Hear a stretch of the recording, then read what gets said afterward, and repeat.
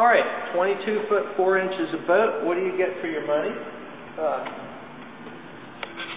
First of all, you get an enclosed head compartment with a porta potty. Now that porta potty pumps out. You don't empty it yourself. You see the hoses in the back of it. That's an option on the boat. You can get it to get pumped out through a waste system here. And there's a port light here for ventilation. Now some people are going to keep the boat at a lake. They don't want that. They feel like it's a waste of time. They're never going to use that potty. That's fine. What I tell them is, why aren't you using that as a storage compartment? Of course, they always look at me cross-eyed when I say that. I don't know why, because it makes more sense than anything. If you didn't have a head there, then all you'd have is like a door on this side. It'd be harder to get to the storage anyway. And this is just a cute little place here to put maps, charts, little bits of stuff. Chaparral puts a lot of thought into their ski lockers. Okay, you have a ski locker here, and this ski locker, right now I've got all this canvas stored in here, and a Coast Guard kit bag, and all sorts of stuff. But normally you would keep your knee boards, wake boards, things like that down in here. And the key thing to remember about a chaparral is that they try and keep this area as dry as possible. And the way they do that is that the bottom of this locker actually has a floor in it, where a lot of boat builders, the bottom of this locker is the bottom of the boat. So when you get a little water in from the back, it's going to get the forward compartment wet when the boat comes off of plane. The next thing is that they scupper around.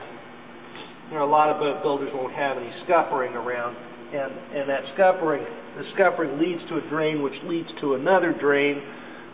So that helps keep water from running in from the cockpit and getting this area wet. They use this piece here. This allows the area to stay ventilated. You can have any boat builder in the business can pick on anything they want to. One thing you cannot pick on a chaparral is the seats.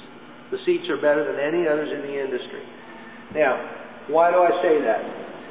Number one, the gauge of the vinyl is the heaviest it can be for the vinyl to be made with human hands. They actually tried to use a heavier vinyl than this, and the people putting the cushions together were getting carpal tunnel syndrome. Notice how this is thoughtfully done, ventilated in the back, so a person's back doesn't sweat. Look how easy it is to operate the flip up. You know, a lot of people don't drive a boat like this.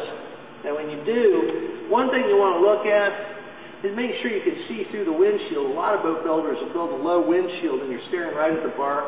For the chaparral, you're looking through the windshield, you see glass. You know, that's really nice. But a lot of people run like this. So you want it to be handy to do. The other thing is, you know, how handy is it to adjust the seat? Not very hard on this one. Okay, a couple other things about the seating arrangement. Inside the helm seats, you have coil springs. You have a drainage layer. You have pieces of aluminum that are used to reinforce the seat and keep it from warping. No other builder incorporates all of those things. Some builders incorporate using plastic or PVC in the backing rather than plywood.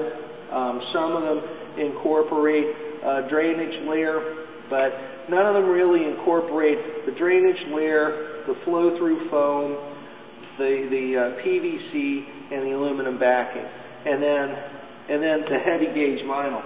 And notice the use of French stitching. You know, you don't see that on a lot of boats. A lot of boats you'll see actually just kind of a press-in pattern. They use an iron to make a pattern in the vinyl, and that wears out over time. Okay, a couple other, you know, this little thing, 12-volt receptacle here. Well, that's handy. Not every boat in this class has a wet bar.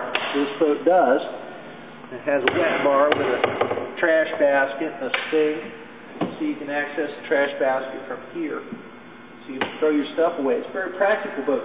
But, you know, if we want to operate our 12-volt blender or some other apparatus, Air pump would be another thing. Then that 12-volt receptacle is very handy. See this? This right here is a battery switch. Chaparral uses a battery switch on its boat standard. I don't know why you have to pay extra for that. The battery switch is really handy. What it'll do is, it'll turn the boat off, except for the bilge pump. Everything else on the boat's turned off. That way, you forgot and left the light on in the bathroom, or you forgot and left the stereo on, or one of the kids hit one of these switches. If you hit that switch, all of that